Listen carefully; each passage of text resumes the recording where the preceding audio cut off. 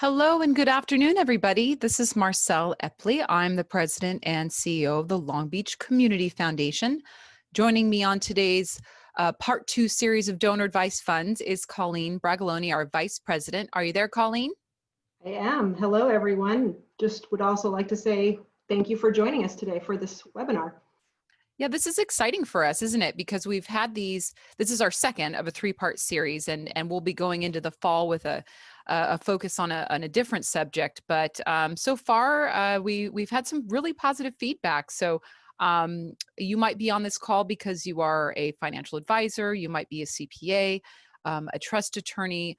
It really is focused for those professional advisors with clients looking to see how they might utilize a community foundation in their practice. So I'll go ahead and get started here. Um, we're gonna record this webinar, so I just want to let you know that up front, which means that you don't need to necessarily take notes because we will be able to send that to you later, as well as a PDF presentation of what we're presenting. It'll go for about 30 minutes, and we'll answer questions throughout. But if for some reason we're unable to get to your question, please do reach out to us, and we'd be happy to talk to you after the webinar. We're going to start with just a quick recap of what we did on part one of Donor Advised Fund series. But then the purpose of today really is to dive into those subjects that are not as talked about in detail. And those are donations that the Community Foundation processes that maybe as professional advisors you have some questions on. So we'll talk about publicly traded securities, tangible and intangible personal property, life insurance, real estate, and business interests. Before we get started, I'd like to have a little bit of a poll here to see what is your profession. We work with a lot of different professional advisors, and so it's helpful for me to know as we work through the subject matter, who's on the call, what your background is, and so I can kind of fine tune the presentation a little bit. So I see some people are answering. Very good, and we'll just give it another minute.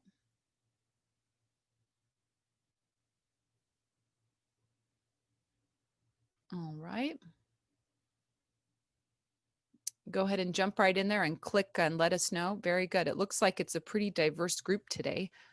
I'll give it another 10 seconds. It does show me how many of you have responded. So I see there is some still votes out there, some hanging votes.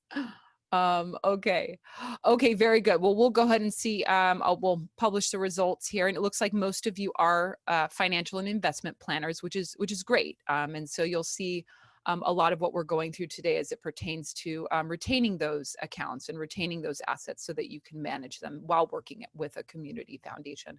And we have one estate planning attorney, a few CPAs, and a tax attorney. So wonderful, great. And so I think we shared those results. Here we are, and there you are, and we'll continue on. Okay.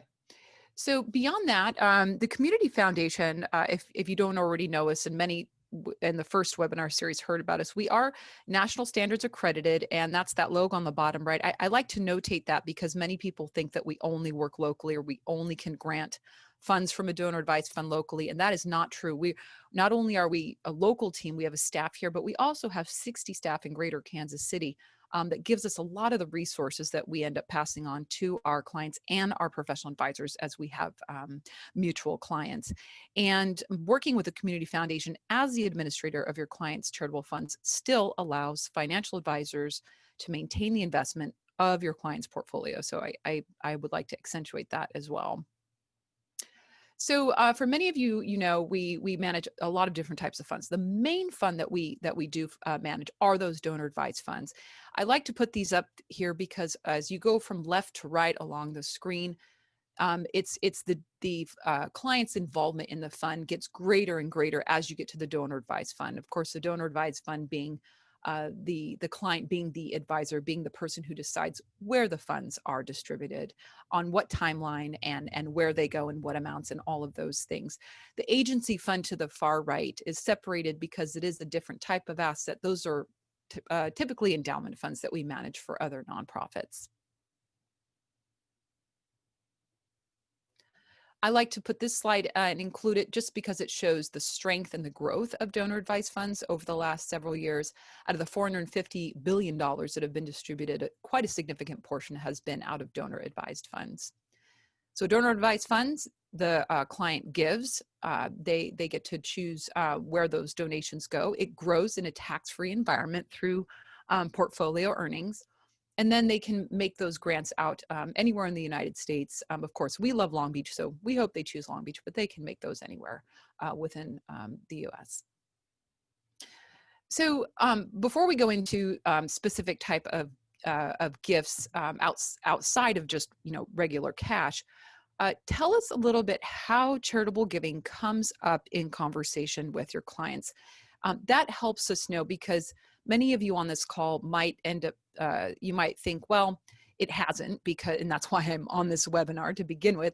But it is a challenging subject to bring up, and some that not all advisors talk to about their client, with their client rather. And so we like to know, and that's our expertise. So we like to know from you. And it looks like many have voted so far, still coming in. So the options are your client brings it up. Maybe they're already charitably inclined, or you bring it up because you know that it's important, maybe from a tax advantage, or maybe it's just not discussed at all.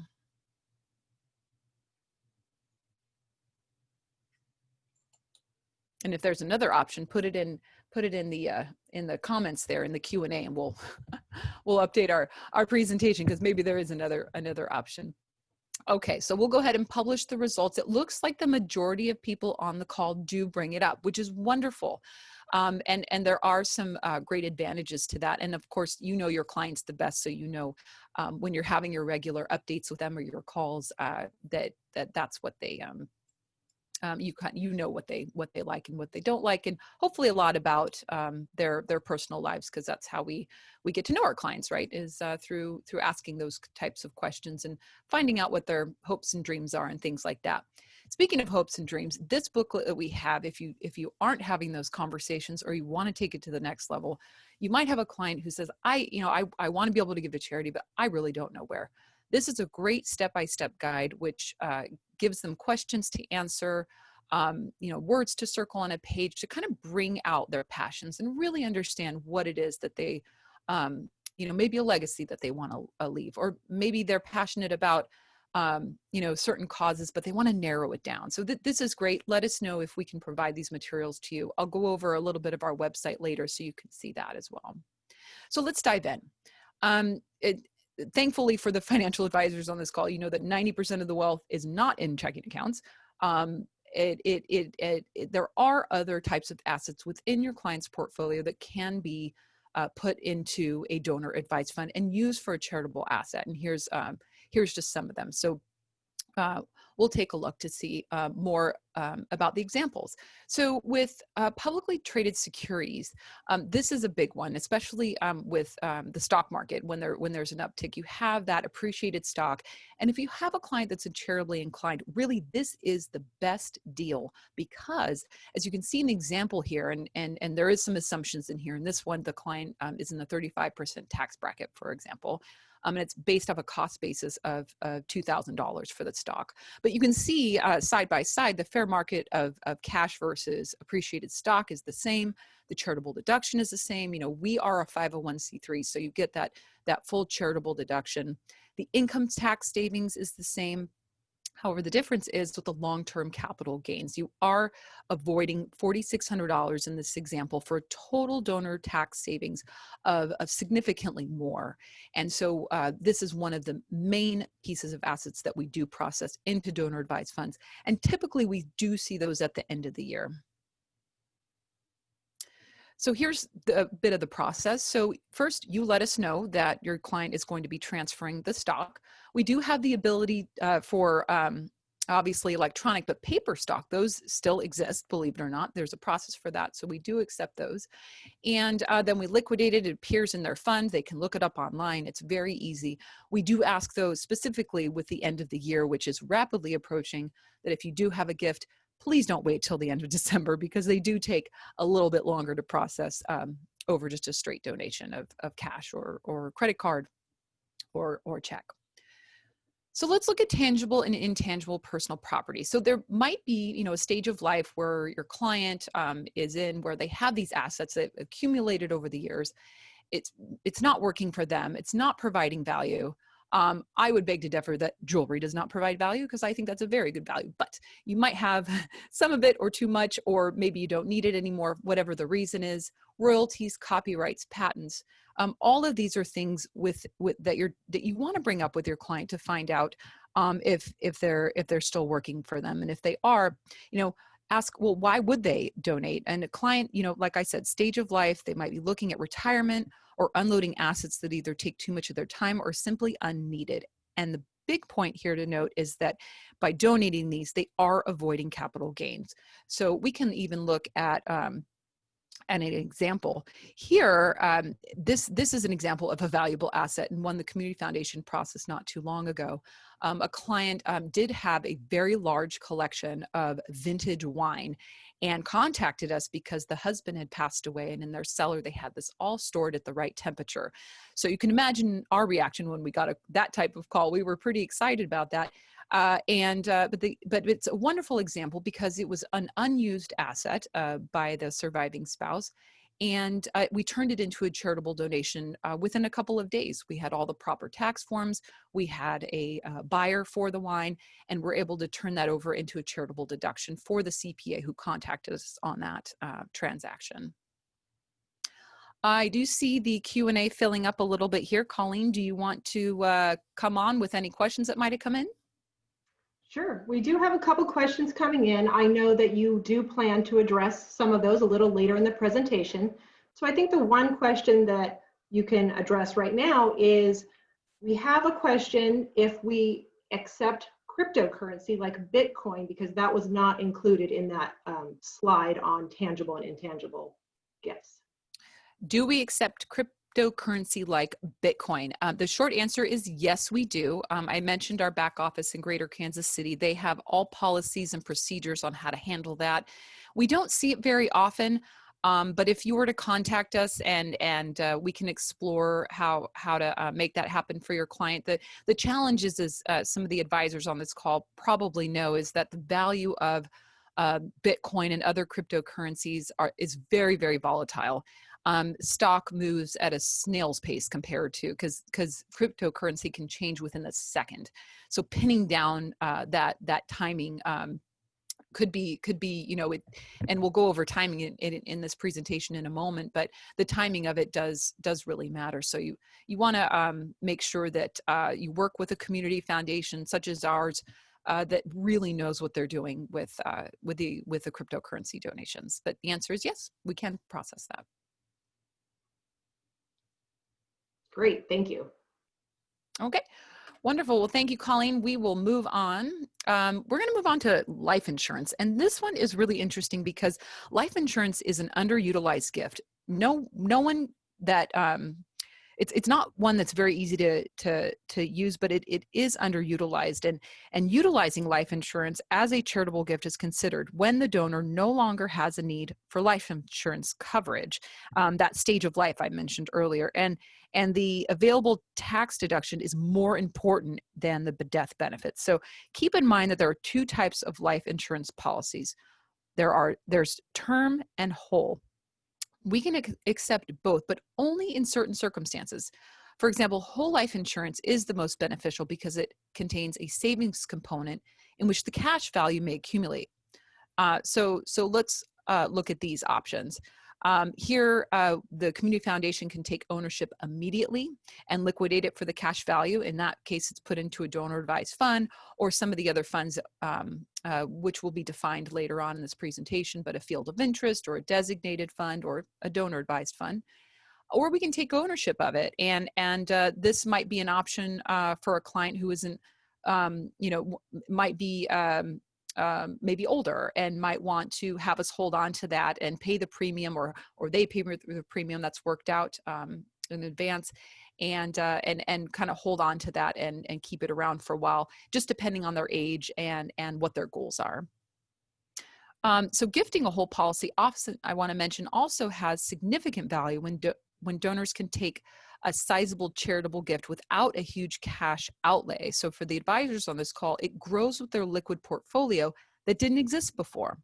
It's often easier to donate a life insurance policy as well than liquidating other assets for significantly sized gifts. So it can create quite an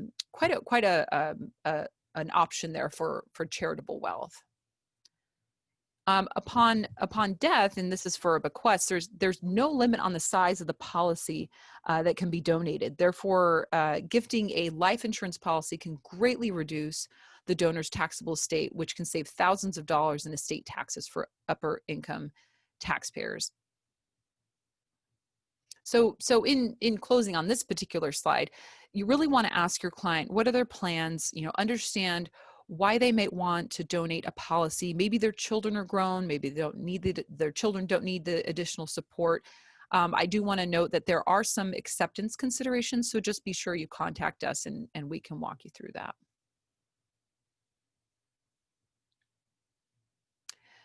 In gifts of real estate, the Community Foundation, this is a conversation where we talk about the client's estate, whether it's the vacation home, a condo, an apartment building. We do see a lot of conversations around apartment buildings, especially as our clients age and really don't want to maintain that anymore, but maybe they do want to continue to give to charity or do want to avoid the capital gains. So we do see quite a few different types of property there. In this one, this is a great example. It's one that we handled. This is, if you recognize the view there, that's Avalon on Catalina Island. And the donor put in his trust for his son to live in the home for the rest of his days, but did donate it in trust to the Community Foundation. The ease in that was when the son passed away, the home immediately, we took ownership of it immediately. And we worked with the conservator, we worked with the family, which we all know can be a sensitive subject. And within 3 days of going on the market, we had top dollar. We sold it for the appraised value, and it was a very smooth transaction for everybody involved. So having the Community Foundation involved in such transactions, especially with real estate, can truly take the burden off of everyone involved and put it on us to handle that on your behalf. So here's a little bit about the process. I mentioned first coming to us. Let's discuss the type of property that it is. An appraisal needs to be done, and that is typically on the onus is on the owner to do that. That is standard. And if needed, we would ask for an environmental report, and those are pretty rare, but those are something that we would talk about at the time to see depending on what kind of property it is. The title is transferred, and you see the word LBCF Properties Foundation there, and that's because that is our supporting organization, which was set up years ago specifically to accept property. And then finally, the sale, the time everybody is happy and grateful for. Our policy is to sell the home at the highest price as quickly as possible, and we've been successful in that. So we'll go ahead and launch another poll here, talking about assets. So you've heard a few different things, and we'll go into business interests last. But I'm curious to see for those on the call, what types of assets are your clients discussing with you, if anything? Thinking about the spectrum of stage of life and how long you've been with your client and how much you know about them. It's wonderful to be able to discover those little gems and those little nuggets of wealth that maybe they didn't think about. So as soon as we get the poll launched here, let's see, looks like we're working on it. Great. We can kind of understand how and why you would start having these conversations with your client. While we're waiting for the poll, I want to mention one more thing, that the relationship with the Community Foundation can be as close-knit with your client or as far away. We work with some financial advisors and some trust attorneys where we are at the table with the client talking about the options. There are other options here that allow us to be kind of silent partners in the background. And so it's really your choice. It's really what you like to do. I am getting a note from our team in the back that the poll is not launching. Boo. Okay, that's okay. Well, maybe when we have the chance to catch up one-on-one, we can talk about that because I think that it's important to talk about all assets and what type of charitable vehicle we can turn them into. We'll go now to business interests.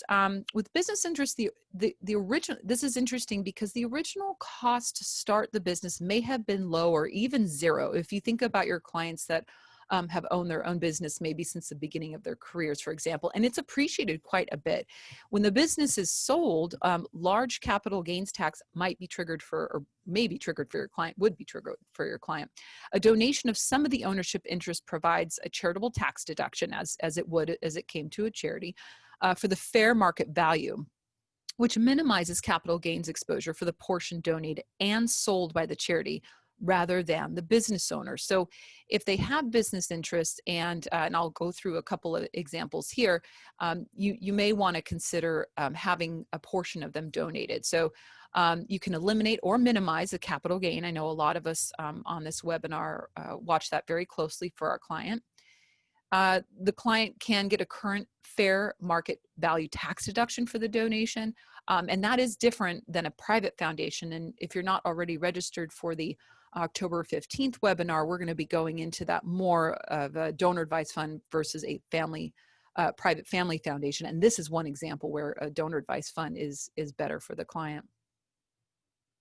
I mentioned, we are local, so we have internal expertise and external national partnerships to make sure that the transactions go smoothly. And that's probably one of the reasons why people work with community foundations to really, maximize the benefit for your client as well as make it an easy transaction. Of course, the client can take an income tax deduction of 30% of their adjusted gross income, which is standard, and a continued investment growth. So again, for the financial advisors on the call, you liquidate whatever you have coming to us and you continue the investment management. And then of course, the flexibility to give to multiple charities, and your client can give anonymously. There's a couple of ways to do this. The client can name their donor advised fund the I Like to Give to Charity Foundation. So when the checks go out to the nonprofit, it's coming from the I Like to Give to Charity Foundation, and they never see any of your client's phone number, address. It doesn't appear on any tax statements, any 990 forms. It is completely anonymous with a donor advised fund. Now, if they like their name going on the check, they can put their name. You can have it the Marcel Epley Family Foundation, and still, I, as the donor or as the client, I'm not going to get any of those mailers or phone calls. It's completely anonymous. So there's a couple of options there for your clients. That concludes the majority of what I wanted to go through, but I know that there are a few questions in the chat. So Colleen, are you there? You want to maybe pick up where I'm leaving off here? Sure, we definitely have some more questions, and they're great questions. One of the first ones is, this advisor has worked with other nonprofits to time the sale of their clients' stock, and they're interested in knowing, can they have that same arrangement through Long Beach Community Foundation? So, well, the short answer is no, because you're not supposed to do that. The IRS frowns upon that, and it's not considered best policy, and I'll explain why. And it's interesting to hear you say that example, and because the Community Foundation, we are often the sort of the policing of best practices, if you will. And there have been times where we've called on nonprofits who are not processing donations right or are not handling things right. Of course, we don't expose them, but we just tell them gently, hey, you can't do that. In this example, it provides a lot of exposure for liability on everybody's part. So we don't want to time those, because if for some reason, and I'll give a recent news example without naming the nonprofit, the financial advisor and the nonprofit that they were donating to made an arrangement that they were going to time the sale of the stock instead of immediately selling it upon receipt, which is policy and best practice. In doing so, the nonprofit representative failed to tell the financial department of that nonprofit of what the deal was. Well, they sold it immediately. It's not at all what they agreed to. And there was a huge loss experience there. So the client might have thought, well, I'm going to have a 5 million donor advised fund, and had significantly less. And so for that reason, and many others, for liability purposes, it is considered best practices to sell it immediately. But you, as the financial advisor, can watch that stock carefully and then donate it to us at the time where you feel it's peak. But once it reaches us, it's considered sold. Well, Marcel, I think it might also be great to point out here about how investment management can happen separately from our investment pools, and how the timing of stock might be able to take place in that type of scenario. That's a good point, Colleen. And we discovered this a few years ago, working together, working with one of the financial advisors that we share several clients with. And for that reason, we were able to, in the background, it's a little bit like a shared account. So the setup is interesting, whereby the financial advisor will partner with a community foundation who becomes the client. So the community foundation becomes the client, and we give you our driver's license information, our social security numbers, and all of that. And so we have this shared account that we can be communicating quite a bit of information with. And so when the advisor notifies us that they are going to be donating the stock, we can work together so that it's a quick handoff. And that's probably as close as you can get. I would like to say, as the client is making donations out of the donor advised fund, the community foundation is then reconciling with you, the financial advisor, in the background as those transactions are happening. So sometimes we get granular questions like that. So I wanted to address that. Great question. Okay, another one that came in is, are there any transaction costs for the client donating the stock to the community foundation? And I know, in short, the answer is no, there's no fee for that transaction. But maybe you can talk a little bit more about just how fees are structured for the donor advised fund. That's a good question, and thanks for the prompt, Colleen, because we didn't include fees into this, and it's a pretty simple structure. I would like to say too that we do have a special fee schedule specifically for financial advisors who are going to retain the investment management of the portfolio of the charitable donor advised fund, and so that's definitely an option. But we do charge a flat fee, and it is dependent on the size of the donor advised fund. So our clients with $9 million donor advised funds have a different fee than clients with a $20,000 donor advised fund, for example. And it's kind of a sliding scale in that respect, which does decrease significantly as the donor advised fund is larger and as we are working with the financial advisor. So it's basically a financial advisor discount, because we want to make sure that the client isn't being charged so much that now it's two different entities. We're coming in as the administrative partner, and the financial advisor really is the person doing the financial investment management of the portfolio. So it's really a discount for the advisor, but truly it's a discount for the client in the end. Great. This advisor would like to know, can a client recommend a real estate agent to the community foundation to use in the donation of their real estate asset? Oh, that's a great question. The short answer is yes, you can recommend any realtor, and there are a lot of realtors, and there are a lot of realtors, as we know, for those on the Estate Planning and Trust Council. There are a lot of realtors that work in probate. They work in a lot of different charitable transactions. We have a team that we've been successful with, and we like to use. But if you have a realtor that is special to you or special to the client, please give us the opportunity to talk with them. And sometimes we do like to stick, though, with our team, only because sometimes there can be a conflict of interest with the realtor, who might be a cousin or might be an interested buyer, for example. So we really try to use our team. And with the example I gave, they're wonderful to work with. But of course, we want to work with you. We want to work with your client, and we want to make it a special transaction. So definitely let us know if something comes up that we can take a look at. There are a couple of questions that have come up about you alluding to the charitable conversation with your client. So I think this might be a great time for you to just throw out some helpful tips on starting that charitable conversation with their client. Well, I think in order to have the charitable conversation, you just start it. And in order to do that, I think that you really need to know your client well, not just beyond the transactions of, where is your wealth, and what accounts do you have, and what are your retirement plans, and all of those basic questions, but get to know them, get to know their families, get to know their interests.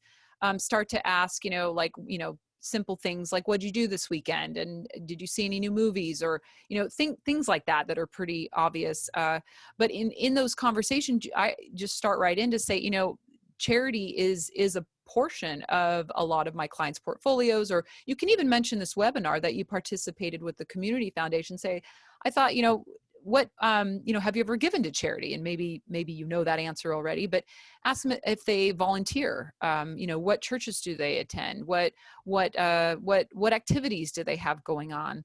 It might fall in line with their conversation around their trust, and what they want to do with their assets upon death. And we all know that that's a really challenging conversation for some, because a lot of clients don't like to talk about their own demise. But it's one of those that we can help in having. And I mentioned the materials earlier on in the slide, a little booklet and some pamphlets and things. We can send you a packet of those and to give to your client and to complete and fill out. And really, you could just hand that to them and say, hey, I think you should start thinking about this, because I think there might be some tax savings. I would honestly recommend to just start in. And if you're concerned about it or nervous about it or aren't quite sure where to start, give me a call. My number's there. Colleen's number is there. This is what we do. This is our expertise. We would love to hear from you. Hear about your client, and maybe even give you some pointers and typical questions to ask to get the conversation started. So typically we see people are inclined charitably naturally, and they've been doing this their whole life, and they've been volunteering and giving to charity. There are others that have never given a dime to charity and might not find that valuable, but they might be enticed by a sizable tax deduction, or capital gains avoidance. So you just have to know your client and what motivates them. Great, thank you. I know we're getting close here to the end of our allotted time, and we want to respect everyone's schedules. So I'm just going to recap what I've heard you say today. Is the best thing an advisor can do is initiate those charitable conversations, reach out to us at the Community Foundation if there's any questions or doubts about the type of asset the client is looking to donate. Engage the Community Foundation as early as possible in those donation scenarios so we can support them in their service to their clients. And lastly, just remember, don't limit their thinking about what can be turned into a charitable asset.